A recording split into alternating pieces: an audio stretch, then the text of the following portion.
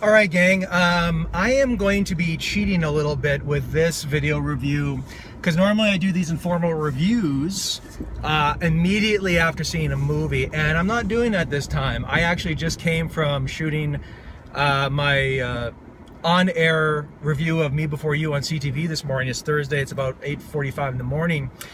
But I feel really compelled to talk about one of the worst films I've seen from 2016, and arguably it's probably one of the worst films I've seen in my 12 years as a film critic. And I've been thinking negatively about it since I saw it, and I really need to get a lot off my chest, and it is, of course, the runaway comedic blockbuster smash that is Dirty Grandpa. This film came out earlier in the year. It is a movie that I couldn't in good conscience go and see in a theater.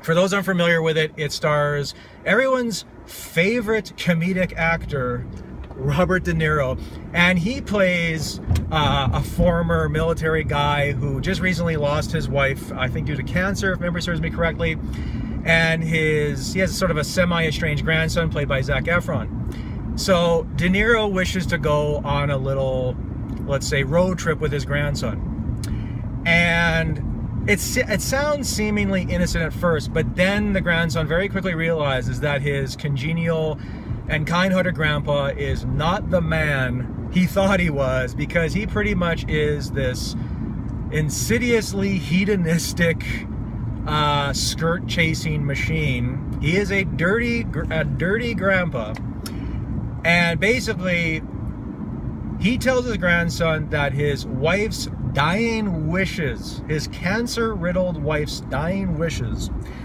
was for him to get back on the saddle and get laid as quickly as possible. Comic hijinks ensue. Now,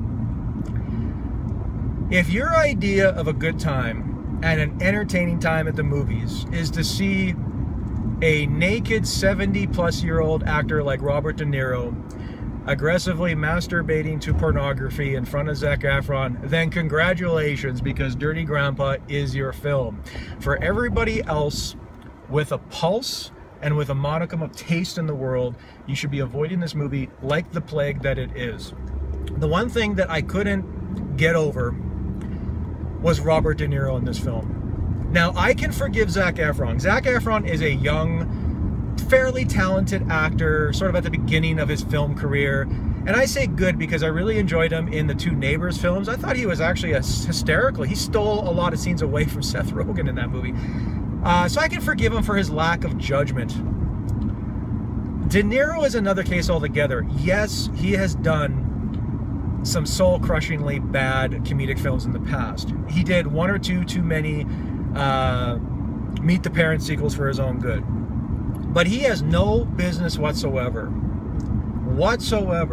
committing himself at this stage in the twilight of his film career to sign a dotted line and be in this movie outside of a rather pathetic and large paycheck.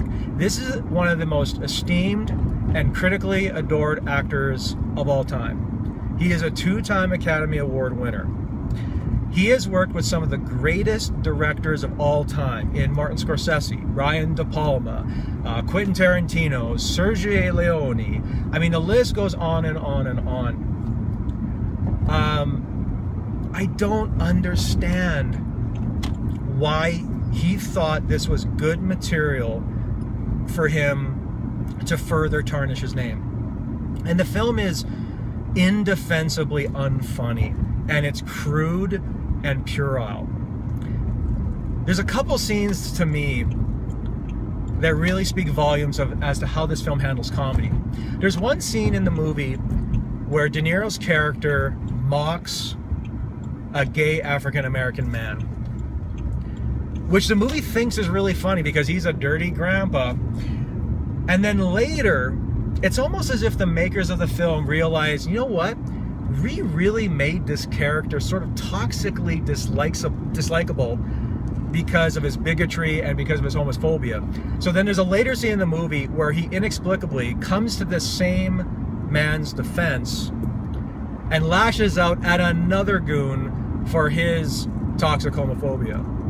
And that rang so utterly false for me because you never once believed that this character would do such an abrupt 180-degree turn. And that's really telling in terms of how the filmmakers really perceive this character and how they approach comedy in general. And it's shameful.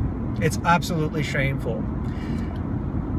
I have very rarely given very picturesque view of the river this morning. I have very rarely ever given 0 stars to any film. I've been a film critic since 2004. I've screened and reviewed nearly 1,500 films, and I've given 0 stars to maybe a dozen films, maybe a little bit more. So that's not a lot. And to me, a 0-star film is one that is void of artistic value, or one that I find morally reprehensible to its core. And I think a little bit of both applies to Dirty Grandpa. It was a thoroughly depressing movie to sit through, and I frankly feel sorry for anyone who gets any type of entertainment benefit from watching this movie. So, and De Niro, for a guy who just was recently nominated for Best Supporting Actor for Silver Linings Playbook, and for a guy who looked like he was about to course correct his career again, this is such a gargantuan step backwards for him. I still have the utmost respect for Robert De Niro as an actor, but what I don't have a lot of respect for is his egregious lack of taste in movie roles these days. And I really, really hope that he rectifies that very soon. So that's it. Let me know what you thought of Dirty Grandpa in the comments, and be sure to like and subscribe. Thank you very much.